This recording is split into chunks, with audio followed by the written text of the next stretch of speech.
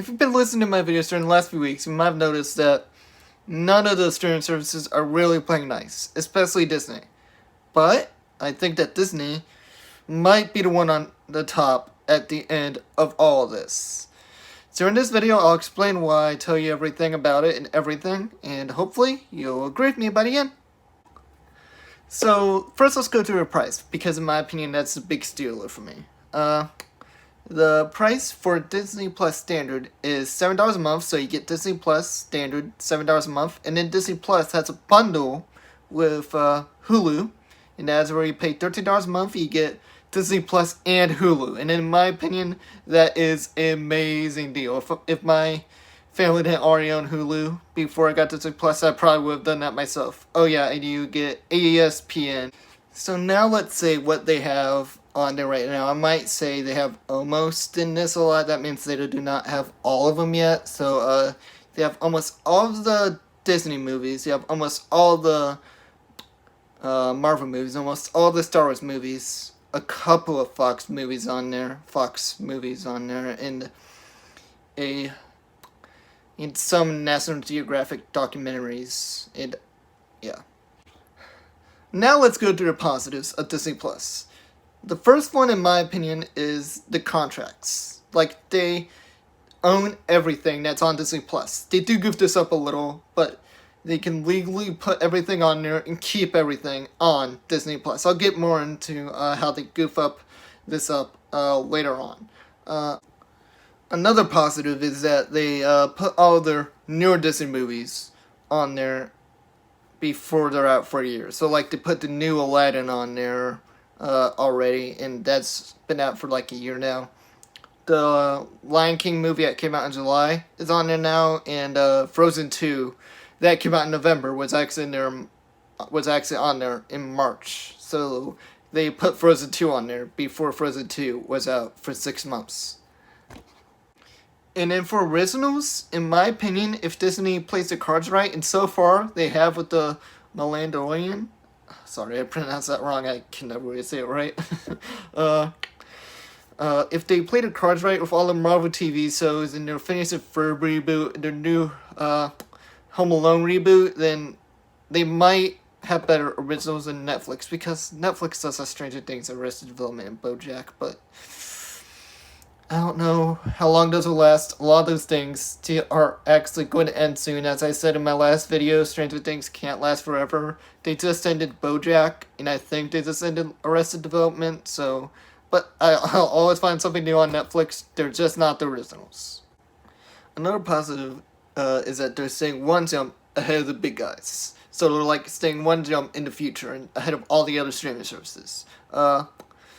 Like, what I mean is, like, people thought Onward was a big deal when they put it on there, but Onward had a few weeks in theaters, had like 2 weeks in theaters, so they got to make money off of Onward in theaters, and they put it on Disney Disney, and then like a month after Onward was released, they put it on Disney Plus, and people thought that was a big deal, but they are actually putting a movie that was supposed to go in theaters called Artemis Fowl, a movie with Josh Gad in it, so I'll probably end up watching it. They're putting that on Disney Plus, no Disney HD, and no theaters at all. Just instantly Disney Plus. It was originally supposed to go to theaters.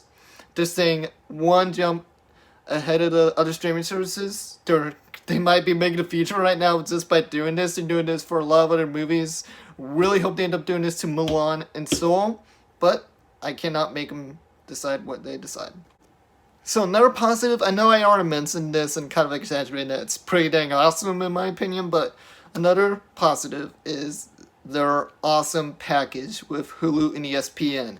You can get Hulu and ESPN for $13. That's an amazing deal, people. I don't know who would reject this. Another positive is that they have all the Disney classics on there. Like the ones that were classics like 20 years ago, like the Renaissance, and the very, very old ones like Snow White and Hunchback and Lion King and Aladdin and stuff that people love. But a con with that is that they have the crappy sequels too. I tried watching The Lion King. Well, I did watch The Lion King 1 and full. So they have all the classics, and they have all the classic sequels on Disney Plus too now. So this option might be a little controversial because it's still in the positives. There's probably going to be one or two controversial opinions out of me in this video. But another positive, the final positive, is that they did not edit the racial stuff out of their movies. They kept the movies to the original form. And I just think that's really, really good. Like, before they were considering getting rid of things like the crows from Dumbo and the cats from Aristocats and a couple of the things that they make in the older cartoons, and I just really don't want them to mess with the classics. And I'm happy they didn't. They put a warning in the descriptions instead. I think that's a positive. Gives people the warning, lets people know. Nobody can get mad. And also, we get the original stuff. Okay, now it's time to get into some of the negatives. I remember on the first day Disney Plus was released, I'd constantly have 5 bars, even when I wasn't connected to my school Wi-Fi. I'd use my LTE data sometimes to get, to stop my movies from freezing. And I'd have 5 bars, and it would say, and Disney Plus would say, I didn't have enough bars, even though I had full access of bars. Later on, I found out, I heard everyone saying, did you hear Disney Plus crashed for millions of people? Because so many people were trying to get on. I was just like, really? Dang. Because, so basically, Disney Plus would not let a lot of people in because so many people were signing up at once. So many people were on at once. And I guess it kind of affected me at 1 or 2 points of the day, but it didn't really affect me that much. I was still able to watch 2 movies, and I was still able to watch a couple of TV episodes off it on the first day it was released. So I guess it did affect a lot of people, but it did not affect me. Some of the negatives include the fact what they are doing with their movies. I'll get more into this during all of this, but the main thing I wanted to put on, this isn't the main thing I wanted to put on. I'll get more into the main thing I want to put on at the end. But one thing I really, really want to see on Disney Plus is the X-Men movies, because I haven't really gotten to watch these movies yet, and Disney owns the X-Men technically. They have Fox and Disney, and I don't know why they're so reluctant to put that trilogy on there, because it's a very, very popular trilogy for some, and they should actually put all the X-Men movies along with New Mutants, X-Men New Mutants, on Disney Plus instead of rescheduling New Mutants 5th time. But not that many people are that mad about the whole X-Men thing. Not that many people are demanding the X-Men things on there, but a lot of the things that make people mad about Disney Plus, this is one of the main things that I've heard people complain about online, is that Disney Plus gets rid of things even though they do not have to, because they have the contracts that say they can keep the movies on there legally. So like they got rid of Home Alone after Christmas, and I can understand that why they do that, but they kept Home Alone 3 on there for some reason and got rid of the original Home Alone. And that made a lot of people upset. And they also got rid of the original Sandlot movie after Christmas too for some reason. I have no idea why they did it to that specific movie. I think they ended up putting the Sandlot on there, or the Sandlot 2 on there or something. But I can understand why people are upset about this. You probably do too. This is the main disadvantage about Disney Plus. This is what makes a lot of people mad, and I hope that Disney Plus learns their lesson about this soon.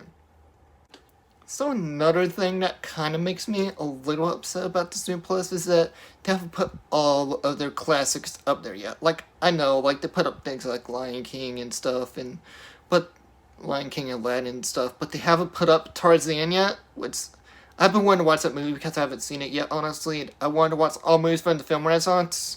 Couldn't watch them all off Disney Plus because Tarzan was still on Netflix. I can understand that they didn't want to, like, have it on Disney Plus when Netflix was on there, but I feel like they should have, and they're also doing the same thing to Incredibles 2. Incredibles 2 is again on Disney Plus till November, and so I wanted to binge watch all Pixar movies so I could, like, rank them all, but now I can't because it's on Netflix, and, like, I just kind of want to watch them in the same place. I know I'm being a little nitpicky here, but... And they're doing the same thing for the Star Wars movies. They don't have Solo on there. And they're doing the same thing for Marvel movies. They do not have Ant-Man and the Wasp on there. But they are adding Infinity War this month. They are adding Tarzan this month. I'm sorry, I forgot to mention that earlier. And they are adding Ant-Man and the Wasp soon enough. And those aren't even the ones that make me the most angry, actually. Like, the one that weirds me out the most is that they have not put The Greatest Showman on there. They own Fox. Fox owns Greatest Showman. They haven't put it on there.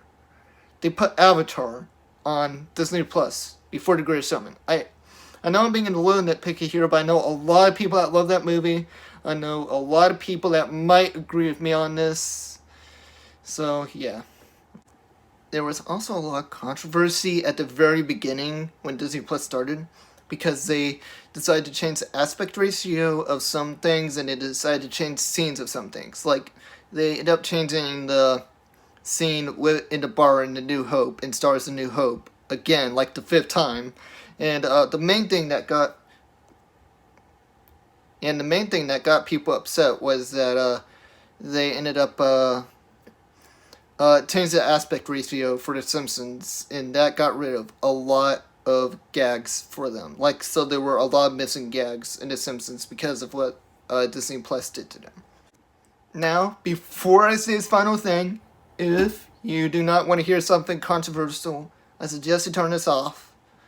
But my main negative about Disney Plus, the main thing I think they should do, is to stop being so family friendly, in my opinion.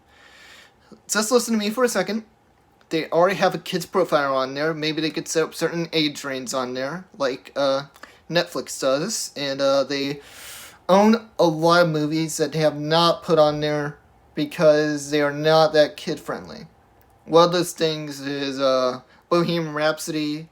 Another one is Alien. The whole Alien trilogy, actually, I think. And then the final one is Deadpool. And they are reluctant to put these movies on there because they want to stay family friendly, but they own these companies. So why don't they just put it on Disney Plus? So it might get them more subscribers, more people liking them. And they already have kids' profiles, so they already know how to set up certain age ranges. I know that this is a controversial opinion. This is my opinion. Please don't sue me because I said this, everyone. So, if you can move on from the cons and just focus on the pros, and like me, then you might think Disney Plus is one of the best streaming services ever. Like, I personally do think that it's one of the best streaming services ever. And none of the cons really have bothered me, except for the final one I've gotten to, about, like, the whole staying completely family friendly and stuff. So, I suggest that you get this streaming service if you agree with me, obviously. And yeah, have a good week, everybody.